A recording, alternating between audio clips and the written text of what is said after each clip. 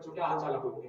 मैं आज मिला हूं आप लोगों से बहुत ही बढ़िया टॉपिक के लिए और उस टॉपिक का नाम है लॉ ऑफ डिमांड। आज हम बात करेंगे लॉ ऑफ डिमांड क्या होता है और reasons for law of demand. बड़े ध्यान से आपने बात सुनना, बड़ा मजा आने वाला है। पहली बात तो आप ये समझिए कि जो डिमांड होती है उसको इन्फ्लुएंस करने वाले बहुत सारे फैक्टर्स हो सकते हैं। मतलब डिमांड बहुत सारे रीजंस की वजह से चेंज हो सकती है। डिमांड बढ़ भी सकती है और डिमांड कम हो सकती है। हाँ कि ना, आप लोग जैसा कि जानते हैं कि अगर किसी पर्सन की इनकम बढ़ गई तो उसकी वजह से उसकी डिमांड बढ़ सकती है, इनकम गिर गई तो डिमांड गिर भी सकती है। और अगर प्राइस ऑफ ओन गुड की बात करो, मतलब कमोडिटी का खुद का प्राइस, अगर उसका ही प्राइस बढ़ गया तो आप कहोगे चीज महंगी हो गई है, डिमांड कम कर दोगे। अगर उसका प्राइस कम हो गया तो आप कहोगे सस्ता हो गया सर, उसकी डिमांड बढ़ा दो। हाँ कि ना, ऐसे बहुत सारे रीजंस होते हैं जिसकी वजह से डिमांड पर असर आता है, जिसको हम फैक्टर्स अफेक्टिंग डिमांड बोलते हैं। हाँ कि ना, कोई चीज फैशन में चल रही है तो आप उसकी डिमांड बढ़ा दोगे, कोई चीज फैशन जिसका पुराना हो गया आप उसकी डिमांड कम कर दोगे। हाँ कि ना, तो बहुत सारे फैक्टर्स होते हैं जिसकी वजह से डिमांड पर असर आता है। लेकिन हम जो आज बात कर रहे हैं वो कुछ अलग है। हम बात कर रहे हैं लॉ ऑफ डिमांड की। लॉ ऑफ डिमांड कहता है कि बाकी सारे फैक्टर्स को छोड़ के, दुनिया भर की सारी बातें छोड़ के, सिर्फ और सिर्फ अगर डिमांड में असर प्राइस की वजह से आ रहा है तो हम बात कर रहे हैं लॉ ऑफ डिमांड की। मतलब सर,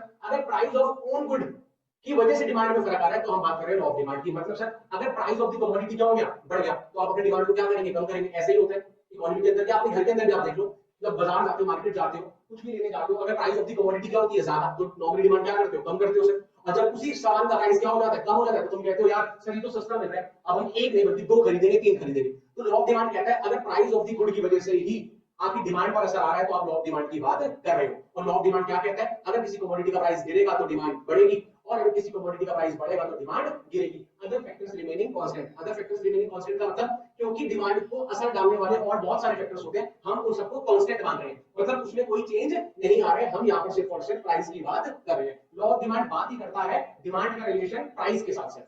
प्राइस में कोई चेंज आएगा गुड की, उसकी वजह से डिमांड में चेंज आ रही है, तो हम बात कर रहे हैं लॉ ऑफ डिमांड की। बाकी सारे फैक्टर्स को हम सेम या कांस्टेंट मान रहे हैं, मतलब उसमें कोई चेंज नहीं आ रहा है। ये बात होगी लॉ ऑफ डिमांड की। लेकिन आज मैं आपसे बात करूंगा कुछ और। जब मैं बात करता हूँ लॉ ऑफ डिमांड की, तो लॉ ऑफ डिमांड तो समझ में आ गया सर, अगर कमोडिटी का प्राइस बढ़ेगा तो ऑब्वियसली डिमांड कम करेंगे, और प्राइस अगर गिर गया तो डिमांड ज्यादा करेंगे, ये तो हम जानते हैं। लेकिन सर ऐसा होता भी है क्या, एक्चुअल में ऐसा होता है, ऐसा देखने को मिलता है? बिल्कुल देखने को मिलता है। अब आप मेरी बात सुनिएगा ध्यान से। अब बात आती है कि सर कब ऐसा होता है। भाई बिल्कुल, पहला पॉइंट बड़े ध्यान से मेरे साथ देखना। अगर मैं आपसे बोलूं इकोनॉमी में, अगर मैं आपसे बोलूं इकोनॉमी के अंदर एडिशनल कस्टमर्स देखने को मिल रहे हैं, एडिशनल कस्टमर्स का मतलब बताइए आप मेरे को एक बार। एडिशनल कस्टमर्स कब इकोनॉमी के अंदर आएंगे?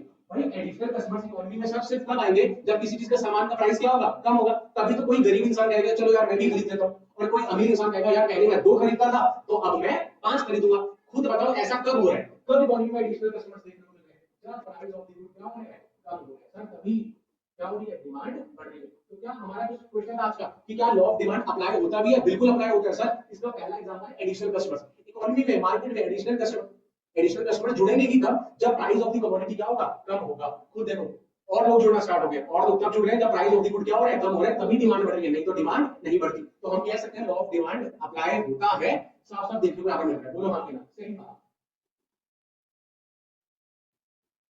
मेनी यूजेस, भाई मैंने यूज कोई भी कमोडिटी का ज्यादा इस्तेमाल कौन इंसान कर पाएगा, तब हम कर पाते हैं जब उसका प्राइस क्या हो जाता है, सस्ता हो जाता है। एग्जांपल देखो, मान लो कि मिस्टर एक्स है, ये इतने गरीब इंसान है कि इन्होंने सिर्फ मेरे को ग्लास ही पिया बस। इनके लिए दूध का मतलब होता है दूध का ग्लास, दैट्स इट।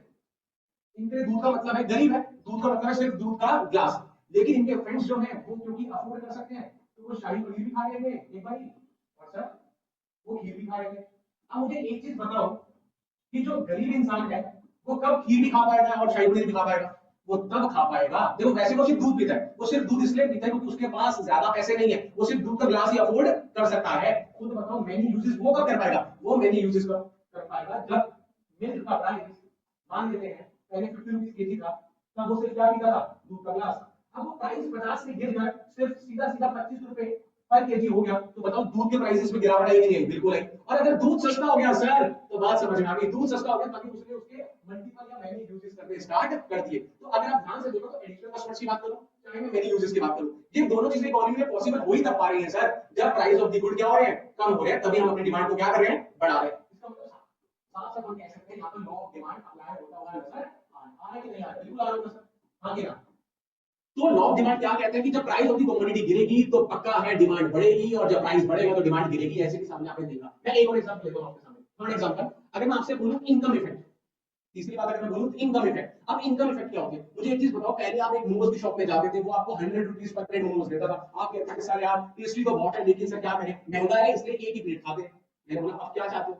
आप लोग क्या ही चाहते हैं, 100 रुपए की महंगी चीज है, एक प्लेट से ज्यादा हम अफोर्ड नहीं कर सकते। मैंने बोला कोई बात नहीं। एक दिन आप उस बंदे के पास दोबारा गए मोमोज वाले के पास, और उस मोमोज वाले ने पता आपको क्या कहा, भाई आज टीचर्स डे, आज मैं आपको 100 रुपए की प्लेट नहीं बल्कि 50 रुपए की प्लेट दूंगा।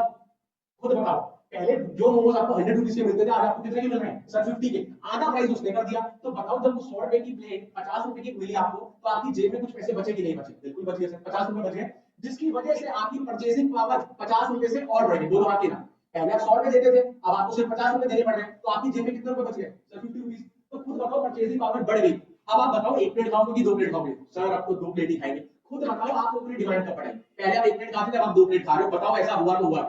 सर ऐसा इसलिए हुआ क्योंकि फिर से प्राइस ऑफ द कमोडिटी क्या हो गया, गिर गई। हाँ कि ना? जो मोमोज पहले 100 के मिलते थे, अब वो 50 के मिल रहे हैं, जिसकी वजह से जेब में 50 रुपए बचने स्टार्ट हो गया, जिसको रियल इनकम भी कहते हैं। तो रियल इनकम जैसे ही आपके पास आई, और रियल इनकम आई कब, जब प्राइस ऑफ द कमोडिटी क्या हो गई, 100 से गिरकर 50 हो गई। अब आपकी जेब में 50 रुपए बचने स्टार्ट हो गए, और आपकी जेब में जो इनकम बच गई, उससे आपने एक्स्ट्रा डिमांड क्रिएट करी। और ऐसा सपना पूरा सर तब हुआ जब प्राइस ऑफ द कमोडिटी क्या हुई है, गिरी है। तो ये तीन एग्जांपल्स इनफ है आपको समझाने के लिए कि लॉ ऑफ डिमांड अप्लाई होता है। जब जब प्राइस बढ़ेगा डिमांड गिरेगी, और जब जब प्राइस गिरेगा डिमांड बढ़ेगी। ऐसा क्लियर देखने को मिलता है। तो मेरे हिसाब से कोई कंफ्यूजन नहीं होनी चाहिए आपको, लॉ ऑफ डिमांड क्या होता है और reasons for law of demand. Actually इस टॉपिक का नाम reasons for law of demand है, लेकिन मैं आपको यहाँ पे हर चीज का मुद्दा बताने के लिए होता हूँ। मतलब पहले समझ में आएगा तो सब याद तो कर लेंगे, लेकिन कॉन्सेप्ट कोई बताए उससे पहले हमें हाँ कि ना। आप ये बातें अपने दिमाग से सोचिए तो आप खुद कहोगे सर ऐसा ही तो होता है। एडिशनल कस्टमर्स इकोनॉमी में कब आते हैं मार्केट में, जब चीज सस्ती होती है।